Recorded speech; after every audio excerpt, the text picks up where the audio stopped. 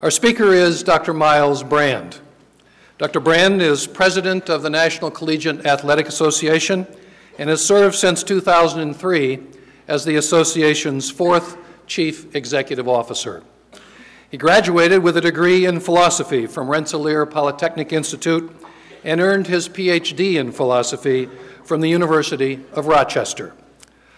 Dr. Brand began his career as a philosophy professor at the University of Pittsburgh and has gone on to serve in numerous administrative and faculty positions, including as head of the Department of Philosophy at the University of Arizona from 1981 to 1983, as Dean of the Faculty of Social and Behavioral Sciences at the University of Arizona from 1983 to 1986, as Provost and Vice President for Academic Affairs at The Ohio State University from 1986 to 1989, as President of the University of Oregon from 1989 to 1994, and as President of Indiana University from 1994 to 2003. He also served on a range of academic boards, including the American Philosophical Association, the National Association of State Universities and Land-Grant Colleges, and the American Council on Education. He also served as chair of the board of directors of the Association of American Universities. Dr. Brand's scholarly endeavors have provided the experience and evaluative skills that he uses every day as president of the NCAA. His research has dealt with the nature of human action, focusing on cognitive states such as intention, desire, belief, deliberation, and practical reasoning. His writings cover topics in higher education, particularly the disconnect between intercollegiate athletics and education, which, as he has said, and I quote, jeopardizes the essential mission of our universities, end quote. Tonight, Dr. Brand will discuss the interplay between education and athletics at the collegiate level. Ladies and gentlemen, please join me in a warm Wolfpack welcome for Dr. Myles Brand. Thank you. I appreciate it. Delighted to have you here. Thank you. Appreciate it. Well, I'm very pleased to be here. Pleased to be at NC State in the Millennium Seminar. It's a great honor and privilege to be able to speak with you today about something that I think is very important to all of us, and that's higher education. And in this case, its relationship to intercollegiate athletics. You know, intercollegiate athletics and athletics as part of the university is really unique to our country. There really is no other place in the world in which there's a coupling of education and athletics as there is in the United States, both in terms of secondary school and especially in terms of college. And now it's turning global as well. You know, in the last century, when a country wanted to make a statement, wanted to come out to the world, what they essentially do is declare war and invade a territory. In this day and age, China came out by having the Olympics. I thought that was fascinating, but it also shows the central place, not only in our national, but our global culture of athletics and sports. In fact, next week, I will be going to China to meet with the Ministry of Education to talk about how they can replicate what we're doing in this country in terms of coupling education and sports. And indeed, there was some early conversation about making that a pan-Asian effort. We are leading the way. The relationship between athletics and education is really a reciprocal one. Both higher education and intercollegiate athletics benefit. I want to speak briefly about 4 roles that college sports have on our campuses and in our communities. And the 4 roles are: college sports has educational value. It helps enhance and enforce community on campus. Indeed, it engages community beyond campus. And college sports and professional sports contribute to the social justice in this country. And let me start with the educational role. Why do universities, as places of higher learning and higher education, why do they sponsor sports? They're not in the entertainment business, even though we're sitting in a theater here. That's not the primary thing that universities do. Why do you sponsor sports at all? Why do you do that? And I think there's a very clear and definitive answer to that question. The answer is the reason colleges sponsor sports is because it adds educational value to those who participate. Anyone who believes that college is only about taking tests, going to laboratory, and writing papers doesn't understand what a college education is. I've been a faculty member in philosophy for 40 years, and I still hold that title. And I think the classroom is the most important part of what we do at universities, no question about it. But in addition, and importantly so, what we do in universities is we help young people, teenagers just coming out of high school, form life values, create skill sets and attitudes on how to do better. It establishes for those individuals not just the learning that's necessary as part of a college degree, but the maturation process that is so very important. Let me give you a specific example. In many ways, the most important part of a college education is the first semester, maybe even the first 6 weeks. Unless you connect with the school that you're in, the likelihood of persistence towards graduation, even if you don't leave at that time, goes down. You want to build bonds between the individual and the institution. What better way is there to build those bonds than participate in intercollegiate athletics? And you learn also as a student in intercollegiate athletics life skills such as persistence. You come from a high school. You're an academic star in your high school. All of a sudden you come to a fine select institution like NC State, and whoa, you didn't quite get the grades that you got initially in high school in your first semester. We find these days that some students coming into that environment are depressed, frustrated, become disconnected. Imagine if you're a student athlete. You just lost the game on Saturday. Coach gets you on Monday. Boy, you're working doubly hard. You're persisting. You're not going to let that happen to you again. You learn persistence. You learn how to pick yourself up. These are skills that go beyond the classroom and are critically important to our lives. So, sports provides to those who participate, both young women and young men, opportunities to learn the life skills that are part of a college education.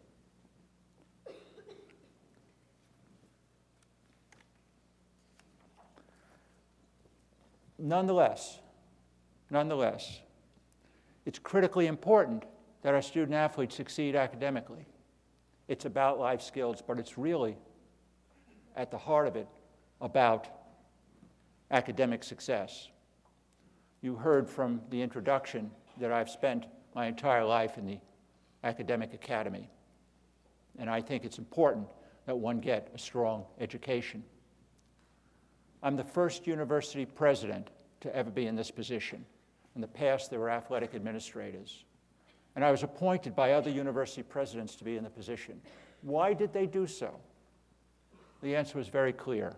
They wanted to make sure, as I did when I accepted this position, to assure that our student athletes have every opportunity to succeed academically. And so about 5 years ago, we started an academic reform process. It's the most extensive academic reform ever undertaken by the NCAA. First, we had to figure out, how do you measure academic success? Well, the most important measure is graduation. But the federal government measures graduation in the following simplistic way. They look at who entered that university on day one and who graduated 6 years in the future or before that. But most students transfer. Almost 40% of all students in the United States transfer. And at some institutions, that transfer rate could be 2/3. And so what happens is, in the federal way of counting, transfer students are counted as failures. So if you start at Harvard and you transfer to NC State, you don't get counted as a graduate. That's absurd. So first we needed a way to count transfer students, and we call that the graduate success rate. Did you know that student athletes now graduate at higher rates than the general student body? I'll say that again so you don't miss it. Student athletes, on average, graduate at higher rates than the general student body. That's very important. And that's true in every demographic area but one. African American male football players in Division I graduated about 7% higher than African American males in the general population. African American male basketball players graduated about 6% higher than African American males in the general population. Women, student athletes, graduate at higher rates than men, and women student athletes graduate at higher rates than women in the general student body. And I won't explain to you why women graduate at higher rates than men. But it's true for every demographic area but one, and namely, white males do not graduate at higher rates than white males in the general student body. They just miss it. But generally speaking, we see great success in student athletes graduating at higher rates. Here's a number that rolled my socks down when I learned it the other day. Do you know if you go, instead of the 6 years, which is the standard measure for graduation rates, you go to 10 years that allow student athletes to come back to school for whatever reason, stopping out or even a professional opportunity, and come back to school, 88% of the student athletes graduate within 10 years. Almost 9 in 10. That's a remarkable number. This is a national figure in all of Division I. Almost 9 in 10 student athletes graduate. In that 10-year period, over a third of them are in graduate school. They're employed at higher rates than the general student body. And not only are their starting salaries, but their continuing salaries are also higher. I think that's very interesting. One more statistic along those lines. If you look at Fortune 500 companies, those that are left, if you look at Fortune 500 companies, and you look at women who are in the leadership positions, presidents, senior vice presidents, and so on, if you look at that group of women in Fortune 500 companies, 80% of them were student athletes. That's amazing. 80% of the leading women in these major companies were student athletes. Why? Playing sports has educational value, persistence, pursuing excellence, knowing how to work hard, how to be a good team member, how to know when to lead, when to follow, how to pick yourself up. Those are the kinds of life skills that are essential to being a good student athlete, and they carry over. It isn't just measuring graduation rates, and we also want to do that on a semester-by-semester basis. In a 6-year period, the coach can change. We know that. The AD can change. The president can certainly change. We know all that happens. So we want a semester-by-semester correlate to a graduation rate of a minimum of 60%. That correlate is called an APR, academic progress rate. Now, we measure APR semester by semester, and we've been doing it for about 5 years. There's been measurable increments of improvement during that whole period of time. And just a few days from now, we'll come out with our latest data, again showing continued improvement along those lines. But it isn't just measuring. You also have to hold people accountable. We've always held student athletes accountable. If you aren't academically qualified, you can't participate. You're ineligible. But we're now also taking as the unit of analysis not simply the individual student, but we're taking the team. APR is a team measure. And so if a team doesn't have an appropriate APR showing that their team members are going to graduate at a minimum of 60%, and that correlates to a 925, Student athletes and the coaches in the room, I'm sure, know about 925. 925 is the minimum standard for, which measures, correlates to a 60% graduation rate, and if you don't have that, we'll sanction you. We'll hold you accountable, and for the first time ever, we're going to have sanctions for academic poor performance. We started taking away scholarships. Those are the coin of the realm. You can't be competitive in college sports unless you have scholarships to attract new recruits. So we started to take away scholarships. Starting this year, if we haven't gotten coaches' attention by taking away scholarships, we're going to keep them, those teams that have low APR scores, from participating in postseason play. Whether it's a bowl game, NCAA championship, basketball, volleyball, I don't care what it is. If that team doesn't have an academic standing that's predicting a 60% graduation rate, they can't participate in postseason play. Those are some of the strongest sanctions we've ever put in place. And if we don't get your attention by next year, we're going to decertify the team. That's bad. That's very bad. Because if a team is decertified, no team in the entire athletic program can participate in postseason play. Try and keep your job under those conditions. And that's important for another reason. Because while we're holding the teams and the coach responsible, we also have to understand it's not the team and the coach that does it alone. It's the academic support group. It's the faculty. It's the administration. Making sure our student athletes succeed academically is everyone's responsibility. And that's very important. And so if that fails, if after all these warnings and smaller sanctions, what we call contemporaneous or short-term sanctions, don't get your attention, and long-term sanctions don't get your attention, then it's the university as a whole that has to pay attention. And the chancellor or the president has to come before a group of peers, the NCAA board of directors, which consists of presidents, and explain why that team didn't do well academically. That's not a good thing to do. So we are putting in place not just measures, but we're holding people, schools, accountable for it. Fortunately, NC State does well. You have a graduate success rate of 70%, well above average. Your teams do well. It means not only are the coaches doing well, athletic director Lee Fowler does a great job, student support systems do a great job, administration does a great job. If it weren't for that, we'd have problems. I could say that here because you are doing well. We are getting people's attention. There is no choice between competitiveness and academic success. In today's NCAA, you have to have both. The reason universities have intercollegiate athletics on campus is it provides educational value for those who participate. I said that before and I repeat it. And the good news is people now understand that. But athletics goes beyond those who participate, goes beyond the coaches. It also affects the community on campus.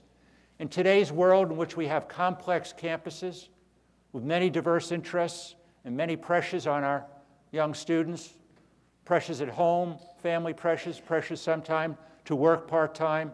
It's a very diverse community on our major campuses, such as NC State. What binds that campus together? What gives it the spirit? What gives it the sense of itself? Well, go to a basketball game on Tuesday night or go to a football game on Saturday, and you know the answer to that question. Part of what does it, a very important part, is this ability to root for the home team, to be part of that action. You're a freshman, you just came in, you don't know anybody. You want to be part of the action, you want to feel part of the school. What do? You become a fan. You participate. All of a sudden, you're with a crowd who are like you, rooting for the home team. It affects campus as a whole. So, intercollegiate athletics, of course, has a great role to play with those who participate, but it affects the entire campus. I know when I was a university president, I would get depressed. My head would be down when the team would lose, and I'd have a smile on my face and a quicker walk when the team would win, as if I had something to do with it. I didn't. But the fact of the matter is, I felt connected in a way just because I was at that campus and rooting for the teams. Those players on the field, on the courts, both young women and young men, make everyone feel connected. That's a critical part of athletics. Now, of course, you can go overboard and you can overinvest, expend too much in terms of supporting the athletic teams. Can you guess how many athletic programs in the country over the last 5 years have operated in the black? Well, it's not a quiz, so I'll tell you the answer. 6 in the entire country. 6 teams operated in the black each and every year. Everyone is subsidizing intercollegiate athletics, or almost everyone. And that's okay because of the value it brings to the participants and the value it brings to the campus. The question is always, what is too much subsidy? What is enough subsidy? And as we're being pressured in these financially difficult times, those questions have to be asked directly. At what point does facility build-out and the bonded indebtedness that follow it go beyond what seems appropriate in terms of the benefits? At what point should you invest more in order to be competitive? There's no simple answer to that question. There's no formula you can use. It requires the hard work of the trustees and regents, board of governors. It requires especially the hard work of the president working with the athletic program. What is the right level of investment in order to be successful and consistent with the other financial pressures? Obviously, we don't want to diminish in any way the academic opportunities on campus for athletics. We want athletics to be supportive, and we want athletics to be supportive as much as possible through donations, through ticket sales, media rights sales. You belong to a great conference. That helps. But the fact of the matter is, each institution has to make a decision about what level of subsidy is appropriate. You engage the community beyond campus.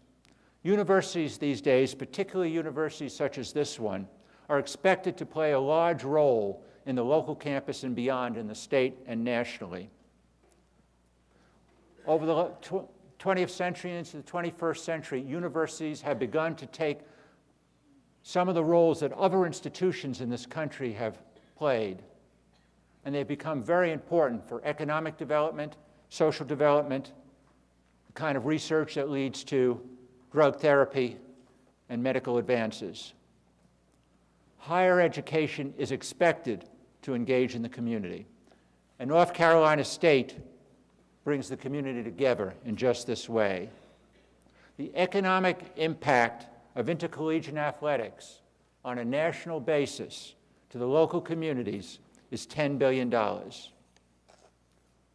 North Carolina State itself has produced in Wake County and Raleigh $5.1 million in terms of engagement activity by hosting the NCAA men's basketball first and second round games, and just in that alone. And when you add the other hosting activities undertaken by NC State, it adds another $10 million to the engagement. I remember when I was at Indiana University, we played in Bloomington. Indiana University is a state university and also has a campus in Indianapolis. We wanted to build an audience. So I thought, well, maybe we'll play a game or two a year, football game or two a year in Indianapolis, build an audience, and then create a better environment on the campus. So I said to the Bloomington community, I'm going to take a game and I'm going to move it up to Indianapolis. They were not happy about that. And their strongest argument was that if you move a football game from Bloomington to Indianapolis, which is only 50 miles away, it's going to cost our community $5 million. And they were right. When we did our homework, they were right, and I never moved the game because the local community benefits by the athletic events. So there's a great economic engagement activity involved in intercollegiate athletics. And of course, it brings the community together just as it does the campus in terms of spirit.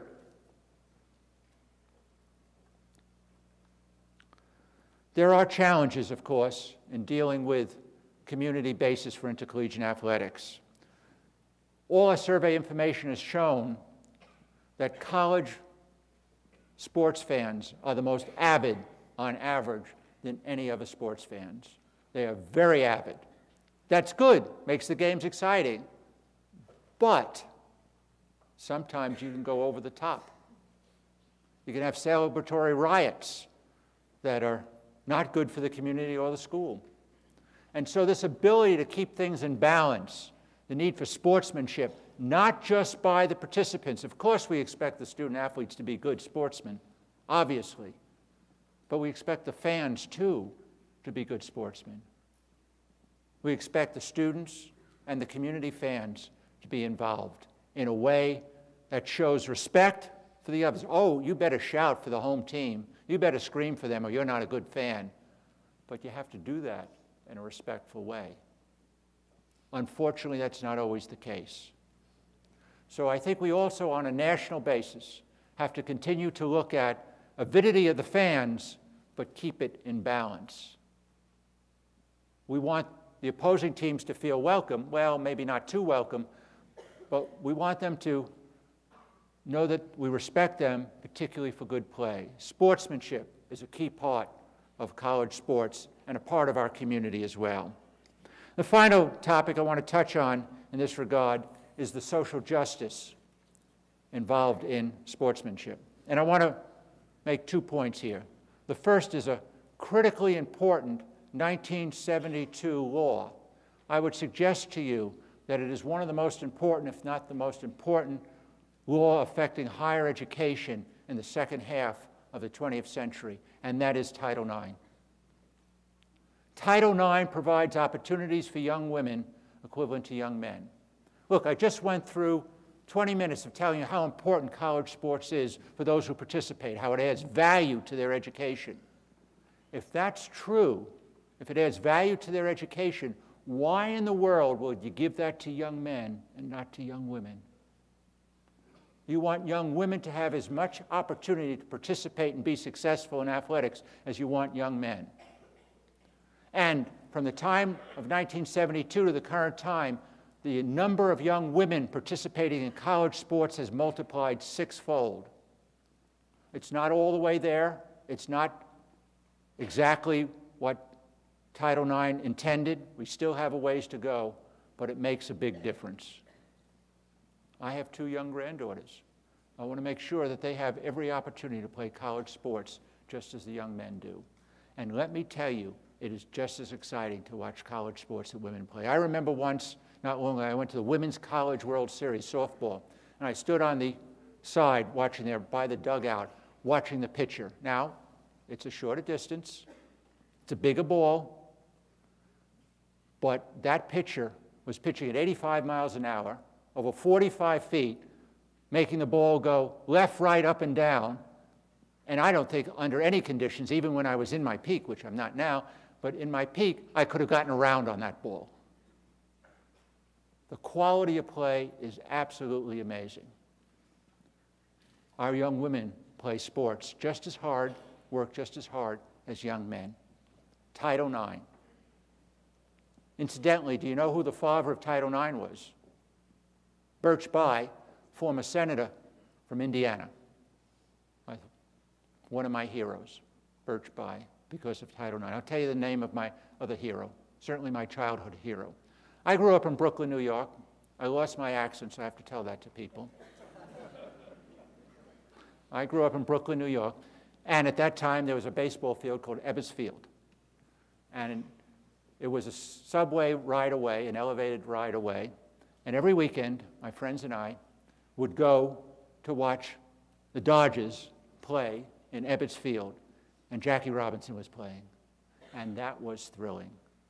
He was one of the great players, but he was also the person who broke the color barrier. Now, this was professional sports, and it was long before civil rights. But the fact of the matter, the courage of the man and the persistence of the man to break through the color barrier was startling. Let us never forget what he did. Equality of women, Title IX. Equality of race, the opportunity to play based upon the quality of your performance, not the skin color. All those are critically important. And while sports did not do that alone, sports was an important element in social justice and will continue to be. Intercollegiate athletics, it's an important part of our education. It's an important part of university life. It provides educational value. It provides bondedness for those students who participate. In fact, the bonding that one has to the campus is enhanced by intercollegiate athletics. It enables the university to be engaged in the community in appropriate ways, economically and otherwise. And importantly, to my mind, very importantly, it also provides avenues for social justice. Intercollegiate athletics is not perfect. If we're perfect, we wouldn't need NCAA rules. We do need the rules. People are very competitive. But the fact of the matter, overall, it provides very significant benefits. It makes an important difference in our communities, makes an important difference on campus. And I'm very pleased to be able to represent it. And so I thank you, and I look forward to your questions.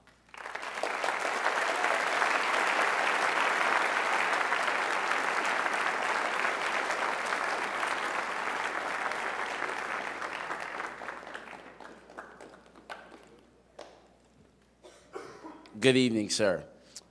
My name is Nate Myers, and I'm a sophomore here at NC State, majoring in mechanical engineering with a minor in entrepreneurship.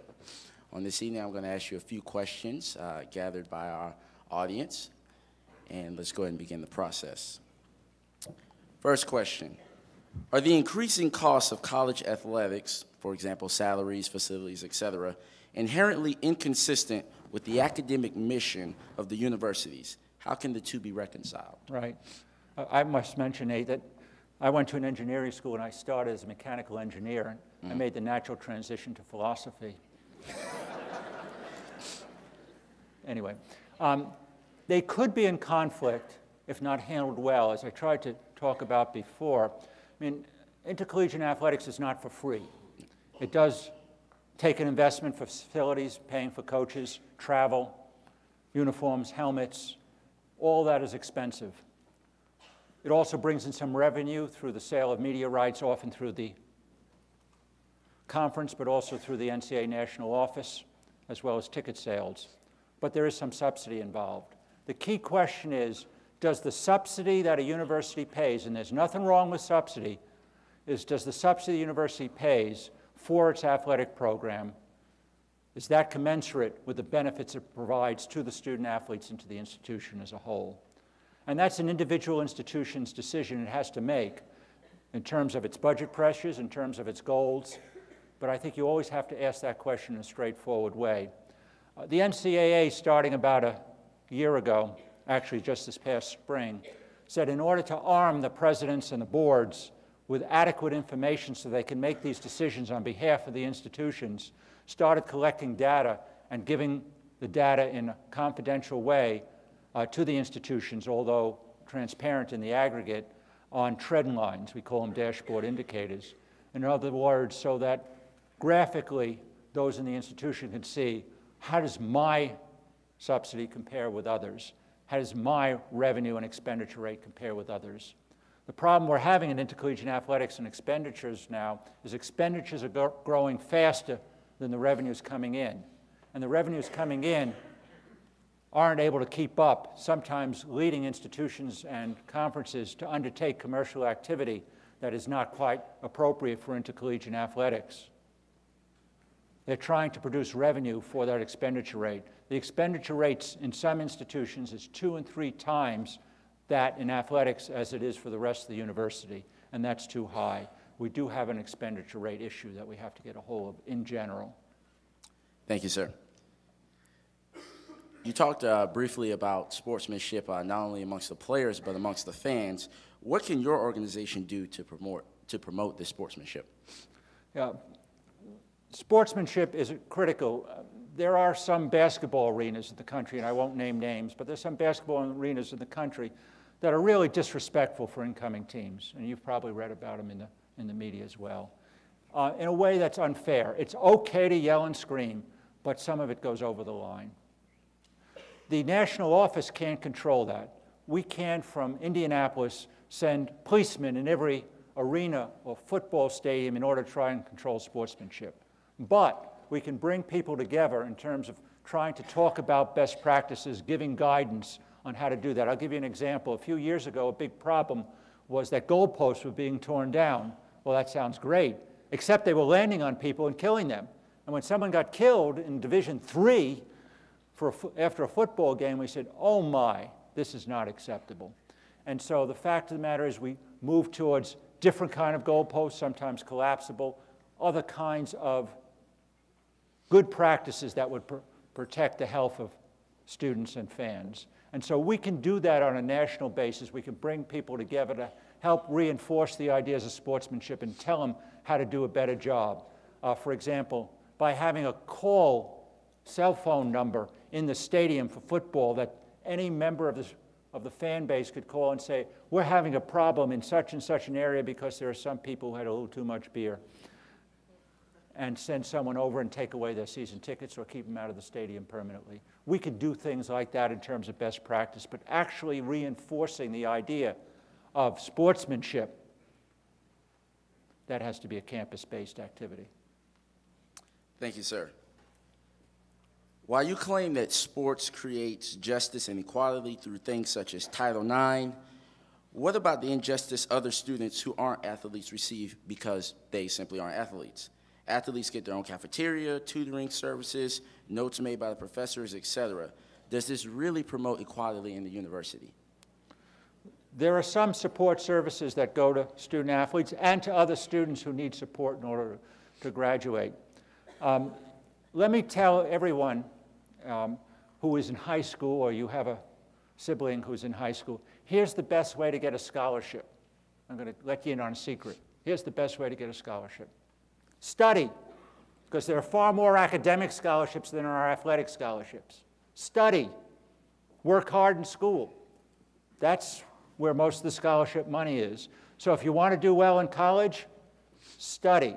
Now, a few have athletic ability, some others have musical ability, some have theatrical ability. That's great. Let's give them scholarships too.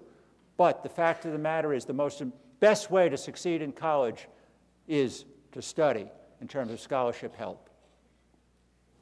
Thank you, sir. You spoke on the bond between academics and athletics and the responsibility of colleges and universities to ensure academic success. Here's the question. What suggestions do you have to gain the support of faculty members? Faculty members can be very supportive of student athletes if they are well informed about what's going on in the athletic program. I think it's part of the university's task in its various forms, not just the athletic program, but the university senate, for example, to help build those bridges between athletics and the faculty. Fact of the matter is that some faculty members are not appreciative of athletics, some are appreciative of athletics, most of them are somewhere in the middle, the vast majority is somewhere in the middle. I think what we can do to inform faculty members through the Senate, through presentations by Lee Fowler and others in the athletic program, will be very helpful. I say to the coaches in the room, take a faculty member to lunch. Break down those boundaries. Those in the athletic department can serve on committees from the University Senate. Those from the Senate can become engaged in one way or another in working with student athletes through SAC programs and others.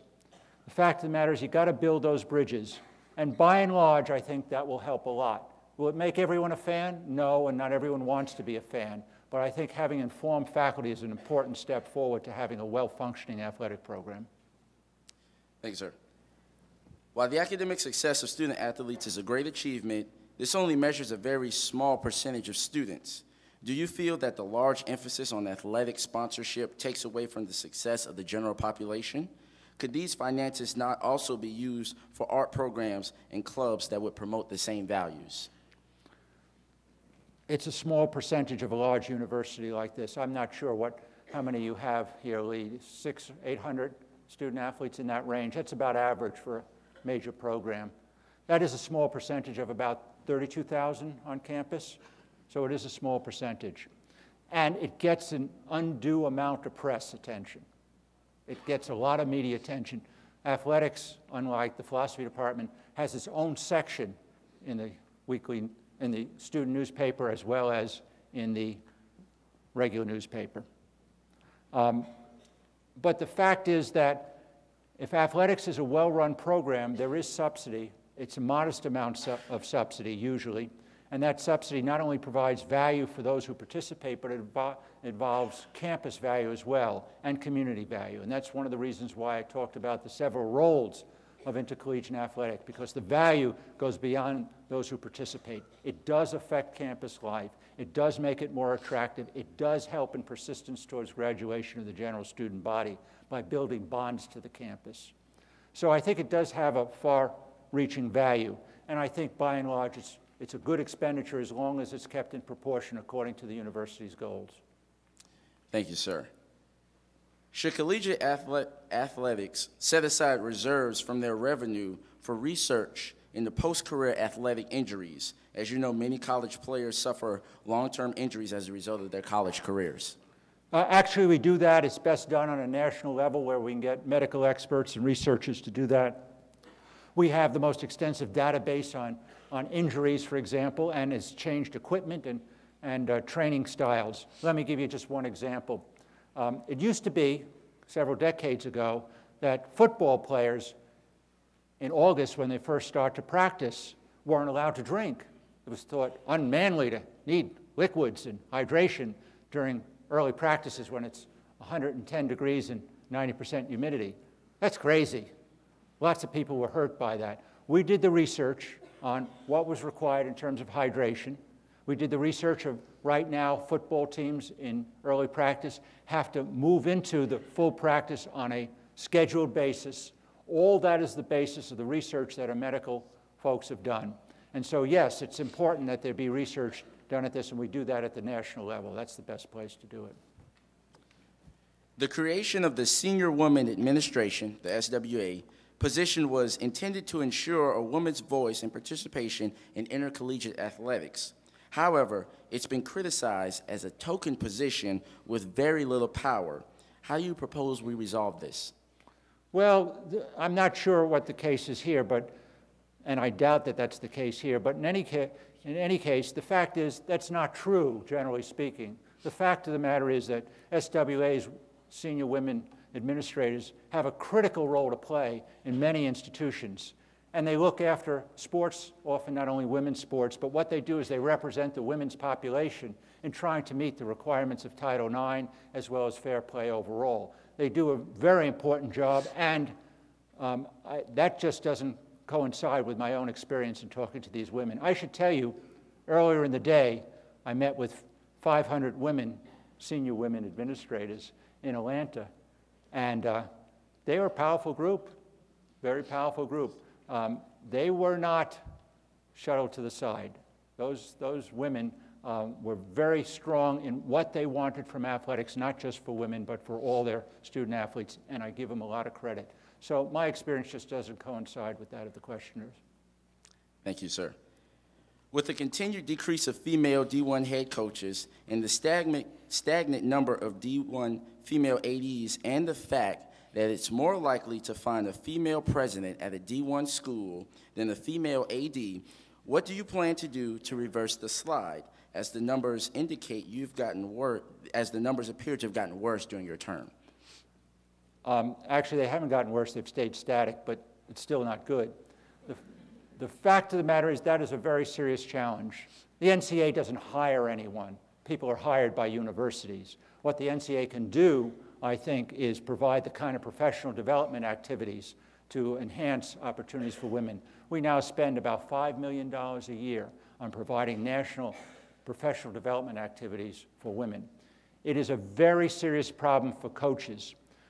Before Title IX, before 1972, 90% of those who coached women's teams were women. Now, after all these years of Title IX, less than half, 43% of those who coach women's teams are women. In Division I, less than 9% of the ADs are women. In Division III, it's about a third, but in Division I, it's 9%. Those are real challenges and real problems. What the national office can do and has done and will continue to do is build the pipeline by providing professional development and opportunities at the national level, for example, in the NCAA itself or through our committee structure. But the hiring always takes place on campus. Each individual campus decides who they want to hire for each position. And as much as I could talk about that from the soapbox, the fact of the matter is those decisions are made on campus. Please explain why the NCAA permits some schools to keep their Native American mascots while requiring others to give theirs up. This was a difficult area for the NCAA several years ago. A number of national associations, a lot of national associations, a number of campuses, a number of student athletes all came to us and said, Native Americans aren't caricatures. They aren't supposed to be treated this way, and there was a great deal of hurt. We also saw a great deal of research that showed Native American students on these campuses who were negatively affected in self-esteem and academic performance as a result. And so we decided that if you want to play in our championships, you know, it's up to the school what mascots they want to use, but if you want to play in our championships, you're going to have to be respectful for everybody, not just some minority groups, but every minority group, and that includes Native Americans. And you can't come and caricature Native Americans in that. But there are 500 or so sovereign tribes in this country who make their own independent decisions. And in some cases, those sovereign tribes, a few, it's a very small number, but a few cases, such as the Florida Seminoles, have made a decision that they want to be able to use those symbols in athletics. As a sovereign tribe, we felt that they had the autonomy to do that. But in the vast number of cases, we were very pleased to be able to make sure that everyone was treated fairly. And that issue has pretty much resolved itself at this point. Oh, there are still some holdouts who would still like to caricature Native Americans and they can't let go.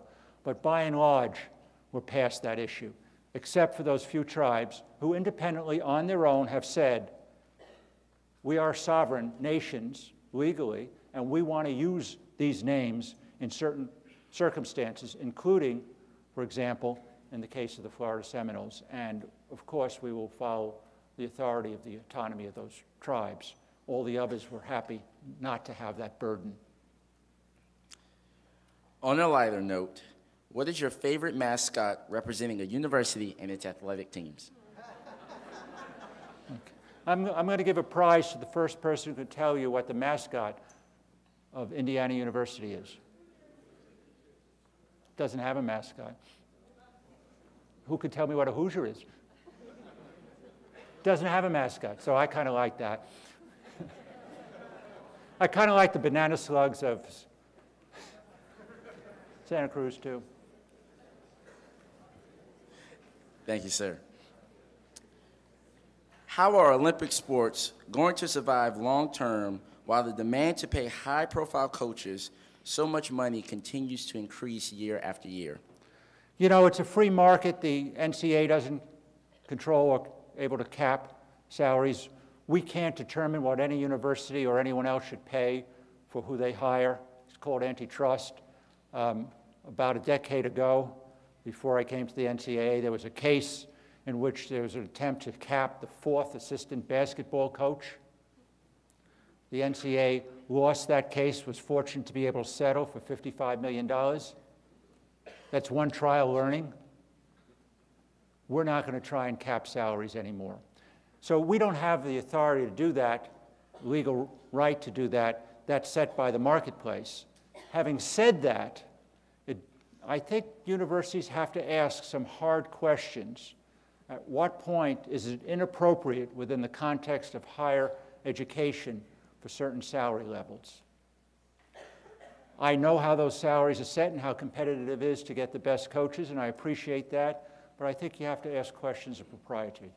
Each institution must make its own decision. You are in an open marketplace, but that marketplace now has coalesced between college sports and professional sports, and in some of the sports like football, we're getting pretty close to having the same salaries. And I wonder if that's an appropriate way to go. Now, this next question, I know you've heard millions of times, so I don't expect it to pull your socks down.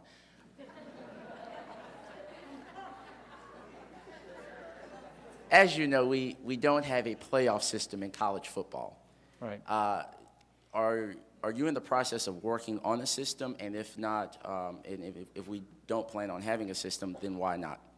The NCAA has no role to play whatsoever in the football bowl series, football bowl subdivision. We don't do the regular season, we don't do conference games, and we have nothing whatsoever to do in the postseason bowl games. That is entirely run by the conferences. We have no role to play in that, so it's not my choice. Now, one question that's asked, and this would be the only talk I gave that I wouldn't have that question if you didn't ask it, but I'm always asked that question, and here's the answer. Have you folks been watching football Saturdays this year? I mean, those games are incredible. They're great fun for the fan. They're great fun whether you're in the stadium or you're watching it on TV. It's very competitive. In college football, in the bowl series, football bowls subdivision, what counts the most is the regular season. You heard that I spent some time at Ohio State. The Ohio State-Michigan game was a big deal on campus and still is. Why would anyone want to put that at risk and turn college football into a tournament sport? Basketball is a tournament sport, but you don't have to put 105,000 people in the audience to watch a basketball game. The tournament, the men's basketball tournament, is a wonderful tournament. I think it's one of the best, if not the best, sporting event in the country. But the fact of the matter is, basketball has turned mostly into a tournament sport. That's not the case in football. In football, it's every week that counts, and it's the regular season. It's each of those games that count. And the people who make the decisions, you've got to understand who makes the decision about whether there'll be a football playoff or not, are the conferences, and the conferences each have a board of directors consisting of the presidents and chancellors. Those are the decision makers, and they understand the importance of the regular season. And it's because of that regular season importance is why you don't have a football championship. Thank you, sir. Please comment on the statement, and this is quoted. The main purpose of intercollegiate sports, especially football and basketball, is to bring revenue to the university. That's obviously false. The main reason we have sports in the university is to provide participation opportunities for the student athletes. Most schools are losing money. I just told you that. And even in football, even in Division I, most of them are losing money. So the fact of the matter, it's not about revenue. It's about campus spirits, community engagement, it's student-athlete participation. That's why we do college sports. Thank you, sir. This will be the final question of the evening. Do you foresee sanctions for lack of academic success being extended to Division II and Division III? That's a very good question. We're starting to see Division II pay much more attention to it. They're not there yet. They're getting closer. Division III, which is a non-scholarship division, is beginning to collect data. They haven't moved in that direction yet. They may. That's an open question. But I wouldn't be surprised in a reasonable amount of time if you start to see some very serious efforts in Division II to reinforce the student-athlete academic performance.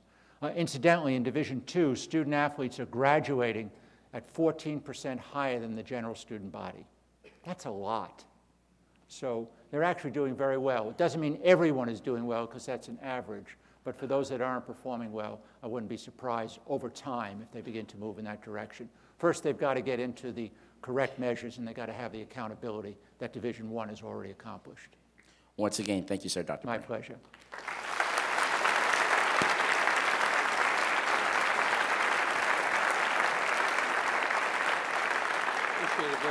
Absolutely. Good. Thank you, Dr. Brand, for a very informative and interesting presentation tonight. Let me make two quick announcements. I want to thank our own athletics department as well as the Atlantic Coast Conference for their support for tonight's Millennium Seminar. And secondly, tell you a little bit about the next Millennium Seminar. January 26th, 10:30 in Reynolds Coliseum. Our guest will be former President Bill Clinton. I would advise you to recognize that the doors open at 9 o'clock for that event. There will be significant security associated with that one. But the 26th of January, 10:30 in the morning, Reynolds Coliseum, President Clinton. Thank you for being here tonight.